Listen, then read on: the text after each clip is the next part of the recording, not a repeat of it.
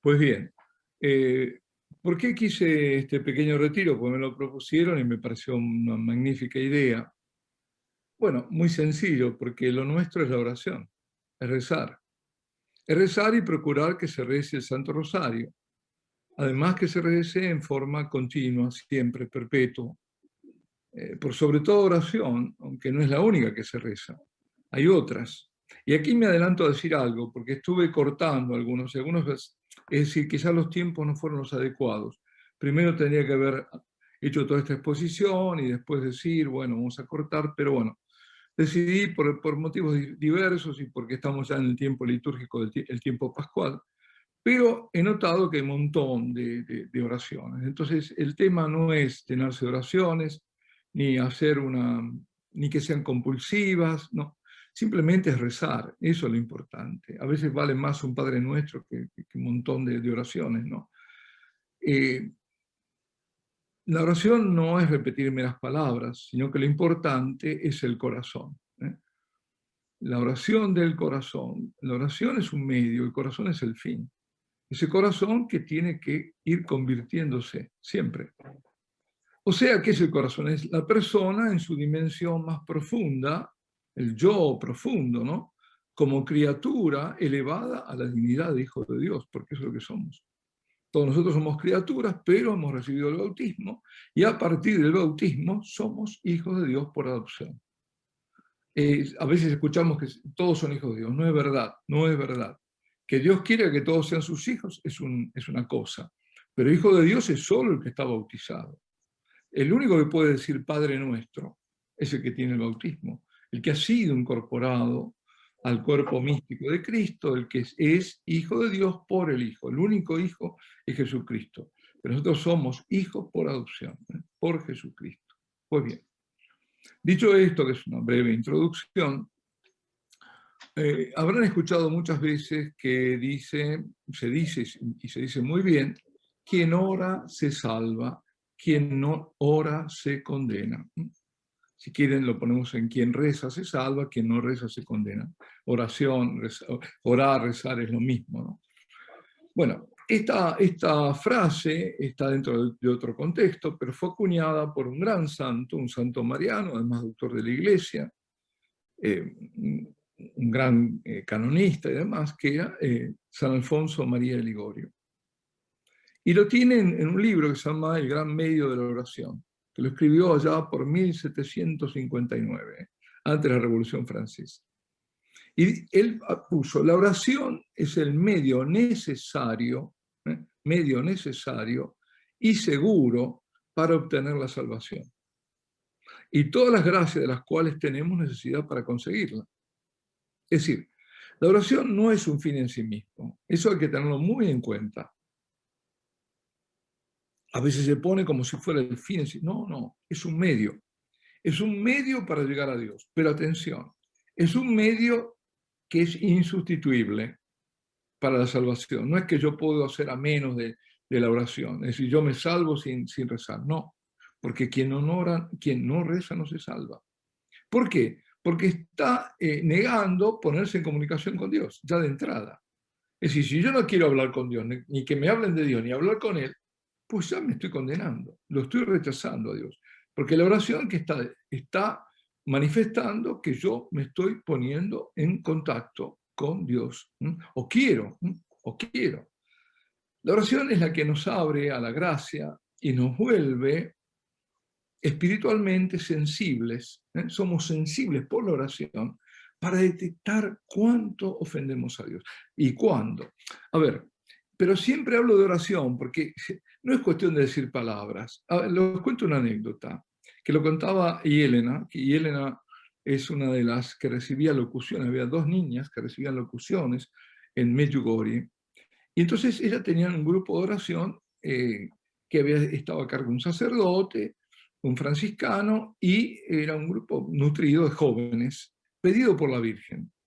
Y la Virgen se le manifiesta a ella, después de que habían estado una hora casi rezando, y dice, muy bien, ahora comiencen a orar. Dice, ¿cómo? Esto hace una hora que estamos rezando. No, ustedes todavía no entraron en oración. Oh, oh. Yo puedo hacer un montón terminar todo mi rosario, qué sé yo, y no haber entrado en oración. ¿Por qué? Porque la oración no es solo decir palabras, es el corazón el que debe orar. Es la persona que debe estar metida en la oración. Por eso a veces muchas devociones nos distraen. Nos distraen, porque hoy tengo que hacer esto y sí, dije palabras, pero no entré en oración. ¿No?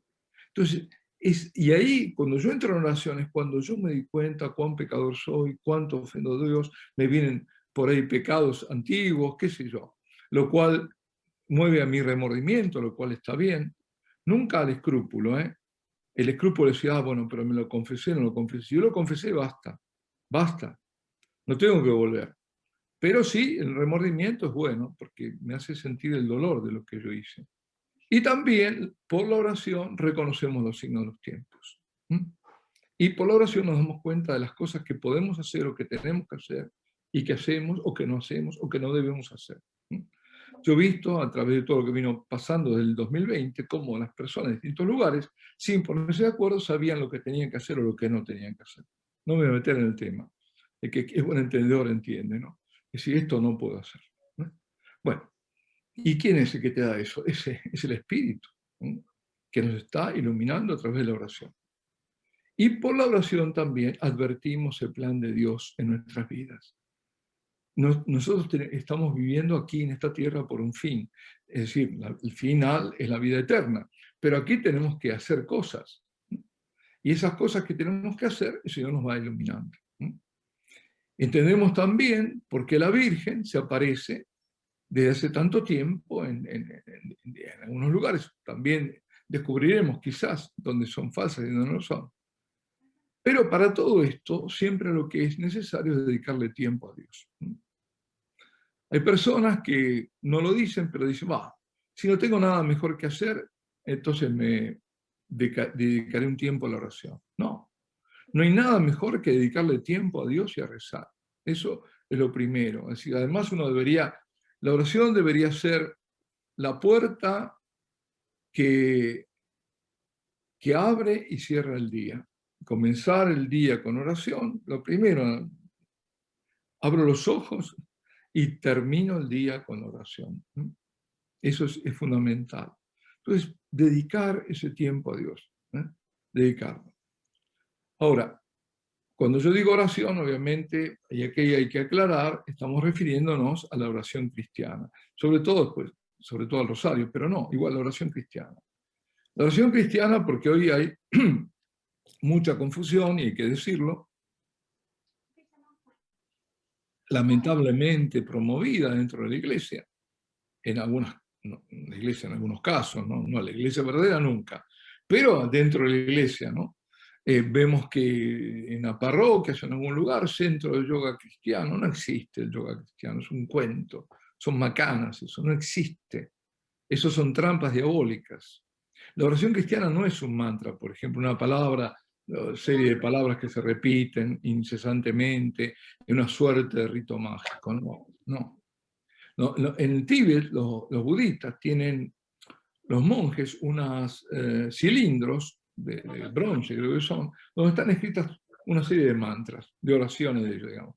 Entonces la gente que va y le da vuelta al cilindro, entonces como si la repitiera. No, eso no es.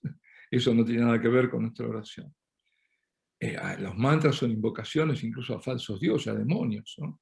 No, nosotros, nuestra oración va o dirigida a la Virgen, pero el fin último no es la Virgen, es Dios. Es Dios el trino y uno. Es el Dios trinitario revelado por Jesucristo. Fijémonos que en la Santa Misa, ¿cómo son las oraciones? Todas las oraciones son trinitarias. Son dirigidas al Padre por la mediación de Jesucristo en el Espíritu Santo, siempre. Salvo una que se le dirige directamente a Jesús. Pero en general son así. Bueno, entonces, nosotros estamos capacitados, digamos, a través del bautismo, a dirigirnos a Dios y a Dios como Padre. Y es la oración que el Señor nos ha enseñado. Es el modelo de oración que nos lega a Jesucristo. Él dice, cuando oréis, decid así, Padre nuestro que estás en el cielo, etcétera, etcétera. Y así, con esta oración, y con otras que el Espíritu Santo ha ido suscitando, ha ido enseñando, nos dirigimos a Dios que es creador y a Dios que es salvador nuestro y a Dios que es Padre nuestro. Nos dirigimos a Él para presentarle las necesidades que tenemos. ¿Y cuáles son esas necesidades? Nunca debemos olvidarles que las primeras necesidades son las necesidades espirituales y luego también materiales. Nosotros no somos espíritus desencarnados, tenemos un cuerpo, este cuerpo tiene que alimentarse, tiene que cuidarse, tiene que ser curado, qué sé yo. Todas estas son necesidades. Y además de rezar nosotros presentando nuestras propias necesidades, ¿qué hacemos? Y lo hacemos siempre, ¿no? Intercedemos por otros. Intercedemos por la iglesia, por el Papa, por personas queridas, por enfermos, por difuntos, y agradecemos a Dios. Es una parte que nos falta, ¿eh? No somos suficientemente agradecidos. Cuando nos ponemos a pensar que Eucaristía significa acción de gracias, vemos que no agradecemos a Dios, ante todo a Dios, al don infinito de Dios hecho hombre que viene a nosotros y que da su vida humana por nosotros, agradeciendo al Padre por el Hijo y al Hijo por lo que Él hizo, y agradeciendo al Espíritu y en el Espíritu, y agradeciendo por cada cosa. Mi madre para mí fue un ejemplo muy grande de oración, porque ella rezaba su rosario, pero era muy largo. ¿Y por qué era largo? Porque primero se dedicaba, lo primero que hacía, a dar gracias a Dios por todos los beneficios. Y una lista enorme. Por esto, por aquello, porque sanaste a fulanito, porque además siempre quería saber cómo había salido. Nosotros pedimos por la gente nos pide y después no nos dice si sanó o no sanó, no sabemos nunca nada. También, eso es importante. Decir, bueno, mira, agradezcamos a Dios porque esta persona fue sanada, porque pasó esta circunstancia, lo que sea. Y agradecía, y luego pedía. Entonces, primero agradecer y alabar a Dios y bendecirlo a Dios. Nosotros tenemos como modelo de oración que nos viene del antiguo Israel y que es la oración de la iglesia, los salmos. Y tenemos los 150 salmos, por eso le dicen el pequeño salterio, el rosario, porque eran los 150 Ave Marías que se rezaban. Digo que se rezaban porque no estaban todavía los misterios luminosos, los dolorosos, gloriosos, gozoso, doloroso y glorioso. Ahí estaban los 150, la gente que no sabía ni latín ni rezar el salterio, bueno, pero la iglesia orante sobre todo, bueno, de los sacerdotes, los clérigos y sobre todo los religiosos, con su salterio, con la liturgia de las horas, que es importante porque son miles de años que se reza, que antes de la iglesia rezaba Israel, y donde para cada situación de angustia, de alegría, de exuberancia, de exultancia en alabanza a Dios, siempre hay algún, o más de uno, ¿no? de un salmo. Y el Señor rezaba con los salmos. ¿Sí? Antes de comenzar su pasión, en la Pascua, al final de la Pascua, reza el gran Jalel con los suyos. Y después, como dice Juan, va hacia el Getsemaní. El credo es fundamental porque ahí está nuestra fe, es el símbolo concentrado de la confesión de nuestra fe. Sobre todo el credo largo, llamado niceno-constantinopolitano, porque fue fijado en los concilios de Nicea y de Constantinopla. Y ese es importante, por lo menos cada tanto, rezarlo. Entonces, además, claro, hay una condición para orar, y es la fe. Es la fe. Y aquí hay una especie de circularidad. Yo comienzo con fe. Ahora, yo puedo tener mucha fe o poca fe. Pero si yo tengo poca fe, tengo que pedir más fe. ¿Y cómo le voy a pedir? A través de la oración. Y con la oración vendrá más fe. Y mi oración será mejor también. Tenemos que tener una fe firme y sobre todo se nos pide a nosotros, sacerdotes, tener una fe firme y hacer que vosotros, los fieles, creáis, que crean.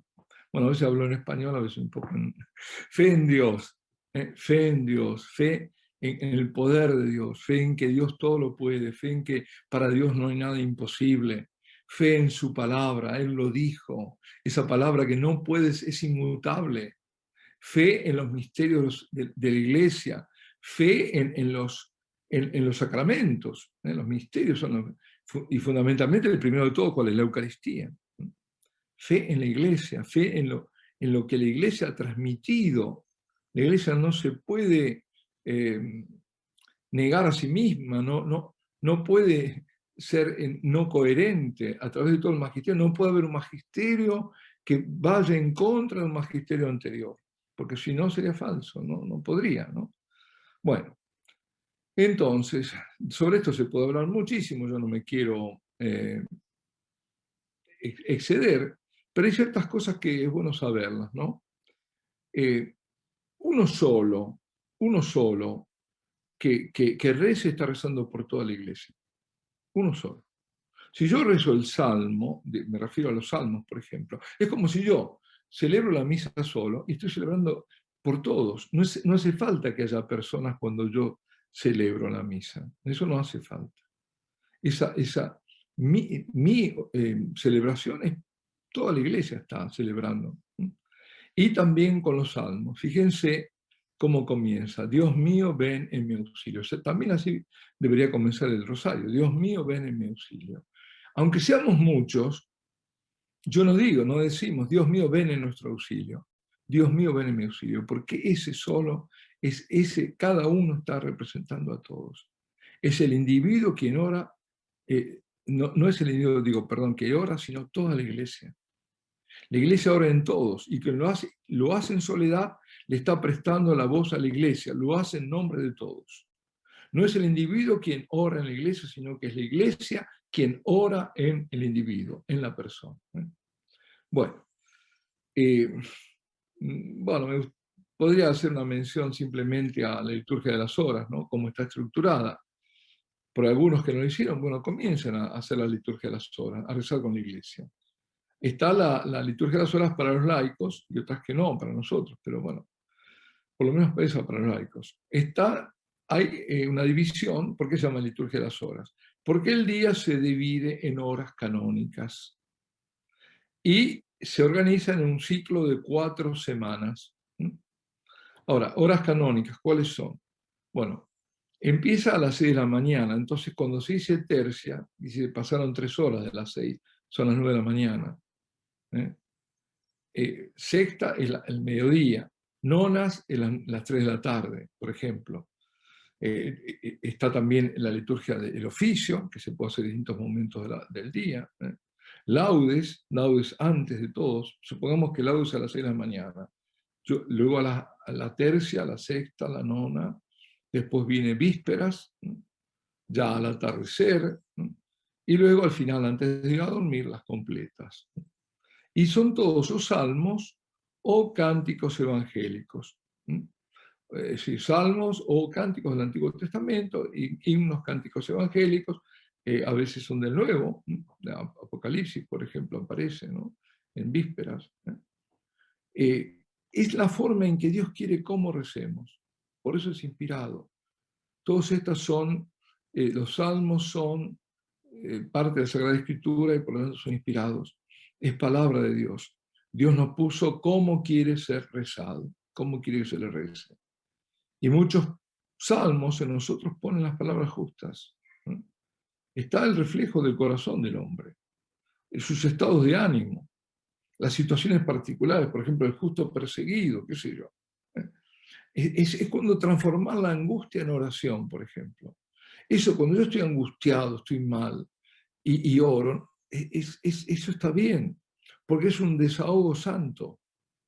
¿Cuándo está mal? Cuando se vuelve blasfemia. Es decir, cuando hay una rebelión contra Dios.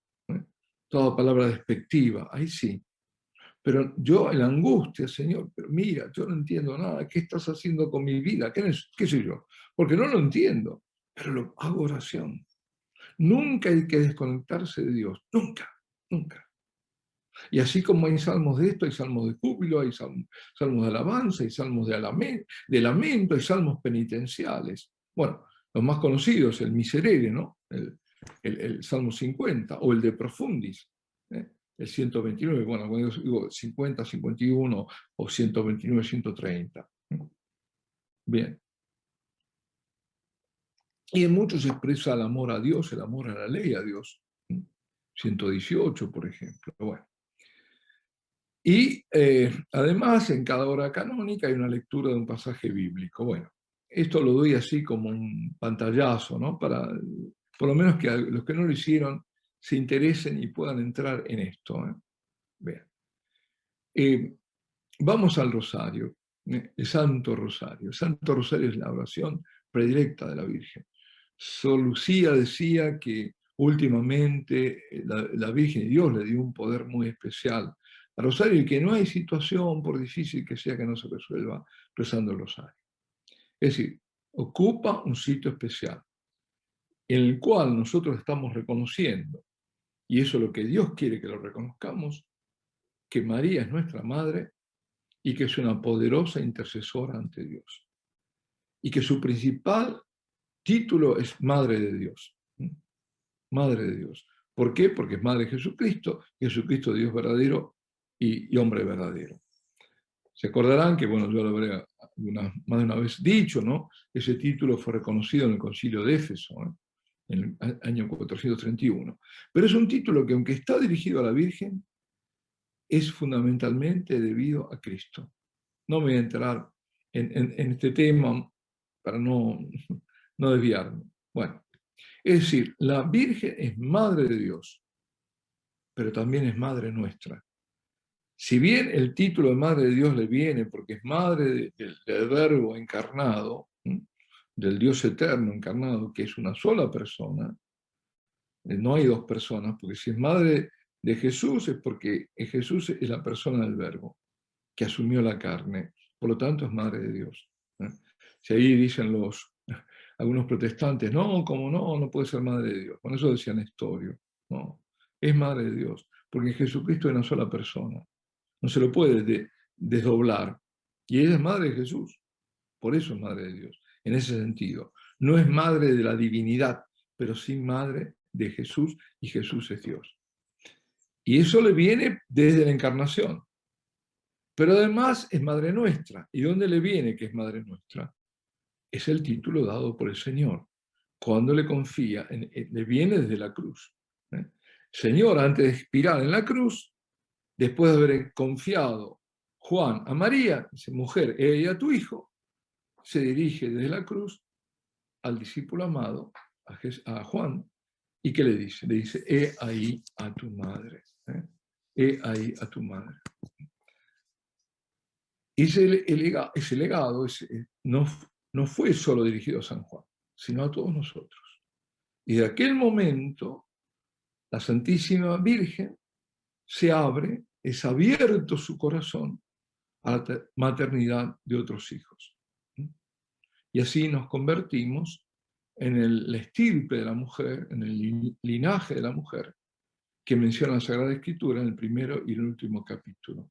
Libro. El primer libro aparece en Génesis, en el capítulo 3 de Génesis, donde Dios dice, pondré enemistad entre tu estirpe o tu linaje y su linaje, le dice a la serpiente. Es la enemistad que tenemos desde siempre, nosotros, hijos de María, con Satanás y con sus hijos, con todos estos hijos de las tinieblas. Y tenemos una enemistad puesta por Dios. Es irreconciliable. No tenemos nada que ver unos con otros. Y por eso también la Santísima Virgen se dirige a nosotros en su mensaje, nos dice, queridos hijos. ¿No? Es eso.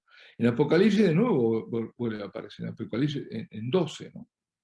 Esos dolores de parto no son los dolores que no tuvo cuando tuvo a Jesús, porque no hubo dolor por ser inmaculada, y los dolores vienen del pecado, ¿no? Es el castigo que Dios da a la mujer por haber pecado, parirás con dolor. María no lo tiene, pero sí tiene esos dolores de parto en la cruz, cuando nos pare, cuando da luz a nosotros. Por eso, además, es la corredentora, no hay ninguna duda. ¿No? Bueno. Entonces, La principal oración mariana es de raíz bíblica, es el Ave María, y así nosotros nos dirigimos a ella. La primera parte viene de la Escritura, es el saludo del ángel y el de su pariente Isabel.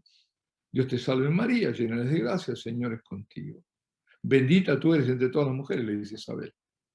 Y en la segunda parte, Santa María, Madre de Dios, la reconocemos como Madre de Dios, ruega por nosotros pecadores, ahora y en la hora de nuestra muerte también. Es decir, le suplicamos que interceda con sus ruegos por nosotros en este momento, pero es un momento, este ahora, que se va a repetir siempre a lo largo de toda nuestra vida y el momento culminante de nuestra muerte, que ella esté ahí. Es decir, que la reconocemos en esta segunda parte como nuestra intercesora y como nuestra abogada ante Dios. Y de estas dos oraciones fundamentales, el Padre Nuestro y la Ave María, a la que se agrega el Gloria, que es glorificación a Dios en las tres personas, se compone, como lo sabemos muy bien, el Santo Rosario, dividido en series o coronas de misterios.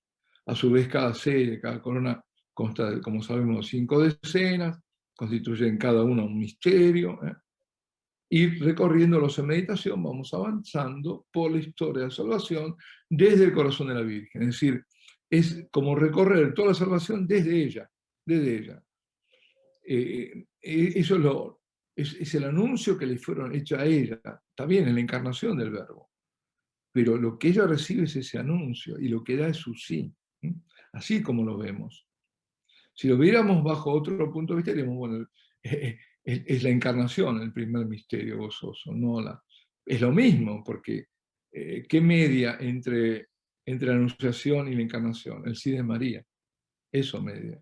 Es decir, entre una cosa y otra está el sí. Sin el sí de María no hay encarnación. Pues bien, en Fátima ya la Virgen pedía que se rezase uterzo. Uterzo, ¿qué es? Una corona, ¿no? Porque eran 3 tercios, ¿no? Es decir, los gozosos, los dolorosos y los gloriosos. Entonces, un tercio.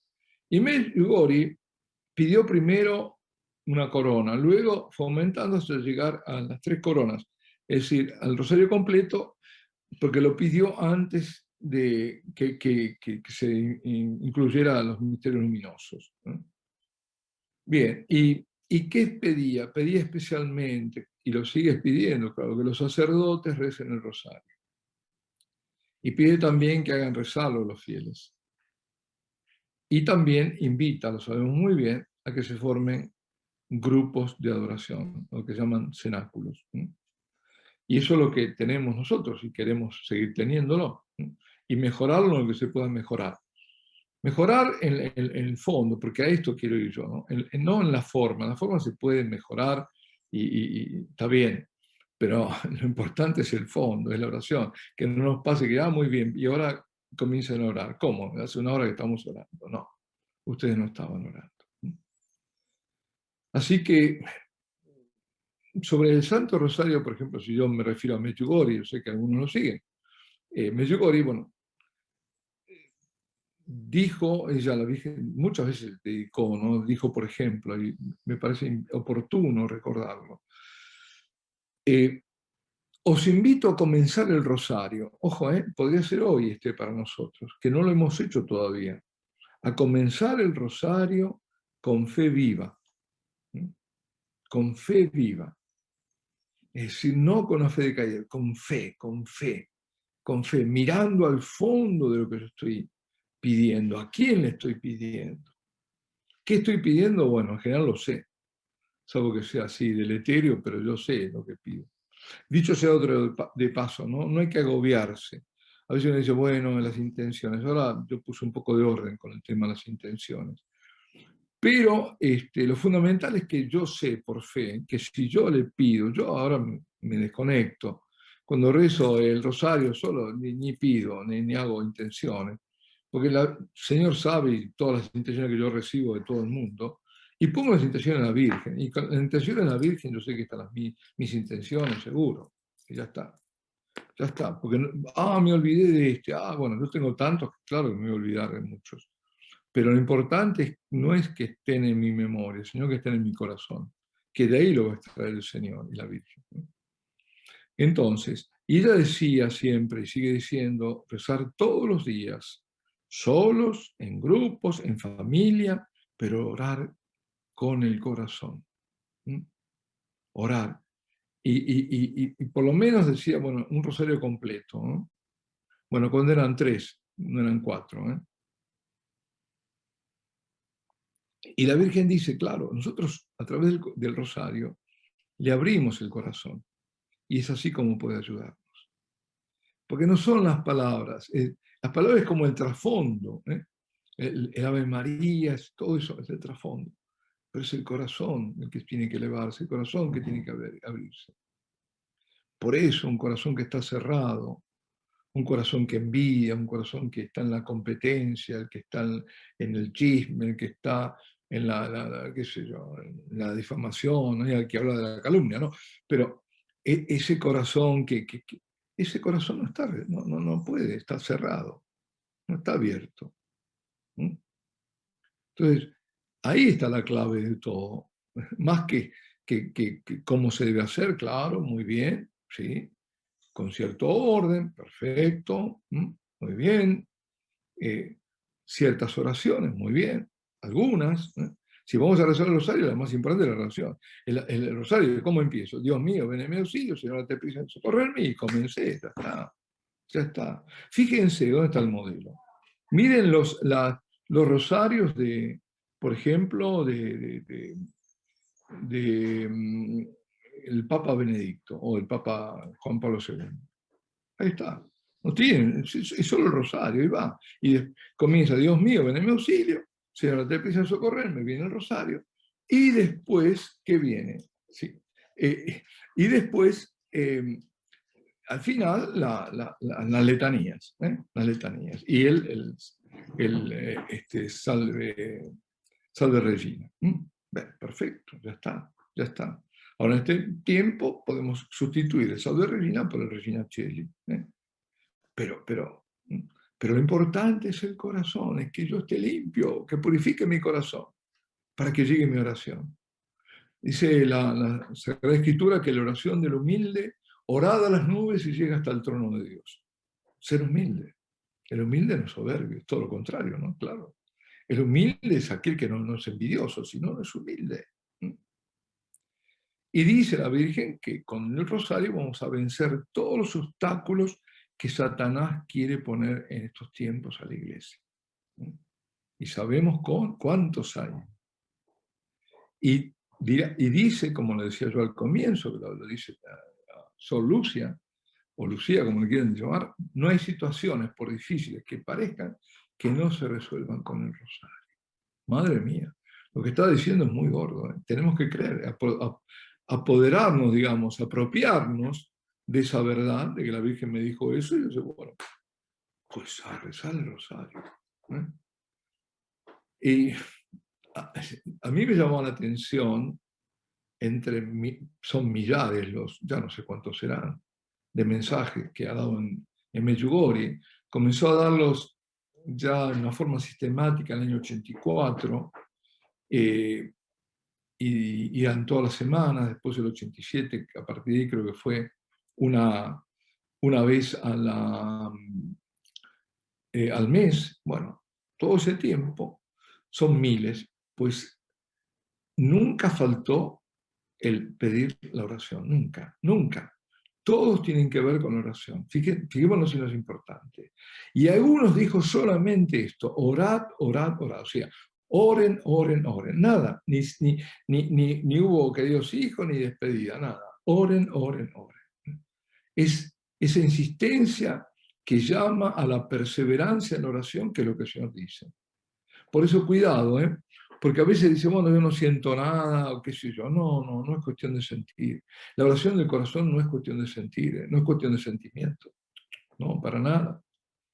Es de un corazón purificado, que es otra cosa. Es un corazón que se ha reconciliado con Dios y con el hermano, que ha sabido pedir perdón y que ha perdonado. Esa es la oración del corazón. Estas son las condiciones. Y perseverancia, aunque yo esté con una aridez tremenda, no siento nada, Pues bien, eso más todavía, porque es una oración de combate.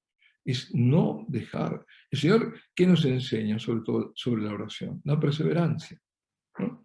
Cuando da el ejemplo de la viuda que le pide justicia a un juez inicuo, o cuando el amigo inoportuno, que en medio de la noche, al final, que de tanto insistir lo escuchan.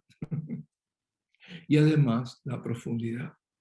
La Virgen dijo, cuando yo digo oren, oren y oren, no solo quiero significar que aumenten el tiempo de oración, sino sobre todo la profundidad de la oración. Hasta que la oración, como ha dicho muchas veces, se vuelva alegría. Hasta que yo me sienta, me dé cuenta que sin oración no puedo vivir, que me falta, que no me puedo pasar un día sin la oración, sin el rosario, sin haber rezado ningún rosario. Es decir, no se trata de repetir palabras y pensar que porque yo repito palabras, como dice el Señor, somos oídos. Dice, eso hacen los paganos. Sino por la disposición con que nos volvemos a Dios. Como yo voy a Dios, ahí es como voy. Es ahí, además, estamos yendo a través de la Virgen. Bueno, pues, ¿cómo voy a la Virgen? La Virgen además nos llama a tener un deseo continuo de Dios. Y esa es la oración continua. A dejar nuestras oraciones esporádicas para verdaderamente encontrarnos diariamente con el Señor. Si no, estamos en una especie de on-off, ¿no? Bueno, yo ahora rezo, después mañana, y ahora después dejo esto y estoy en el mundo.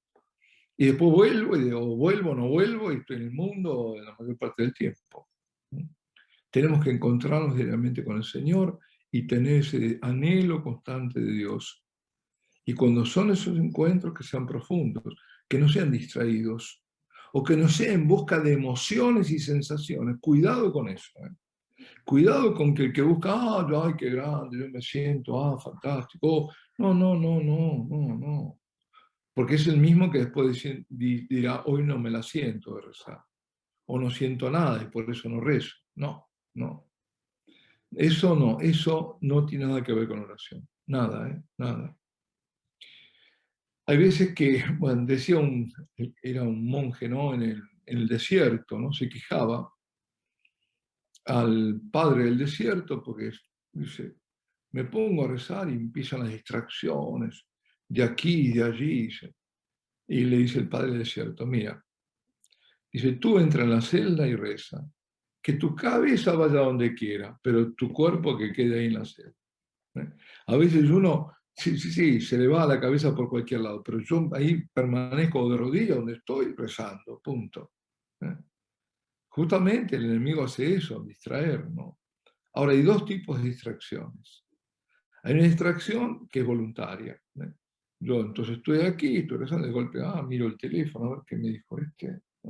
Uy, a ver, ahora tengo un... Uy, me llegó este mensaje. Eso ofende a Dios. Eso lo ofende. Pero hay otras distracciones que son involuntarias. Yo de golpe me vienen a la cabeza cosas, me distraigo. Adelante, a eso no hay que prestarle atención. Porque ahí, lo que decía antes, es una oración de combate. Bueno, a ver, ¿qué podemos decir más de la oración del corazón? Habrán oído por ahí hablar estoy mirando un poco la hora, sí, bueno, tenemos algunos minutos más. La verdad es que si yo me quedo por ahí, tenemos ocasión para seguirla otro día. No voy a querer decir todo lo que quiero, lo que tengo para decir. Pero por lo menos algunas cosas, algunas nociones. La Iglesia de Oriente llama oración del corazón a la filocalia, la oración de Jesús, que algunos remontan a tiempos apostólicos y otros dicen que viene de la época de los padres del desierto. Los padres del desierto, ellos aparecen después de la gran persecución de Diocleciano, por el siglo IV, V, ¿no? Quinto. Bueno, de todos modos antiguo, ¿no? Y dicen que nació en los monasterios del Sinaí, en el desierto. Pero dicen que a otros que nació ahí sí, pero a partir del siglo XV, bueno, como sea. Y dicen que fue en el monte Athos, ¿no? Bien, un 14, lo que sea, 1300 por ahí.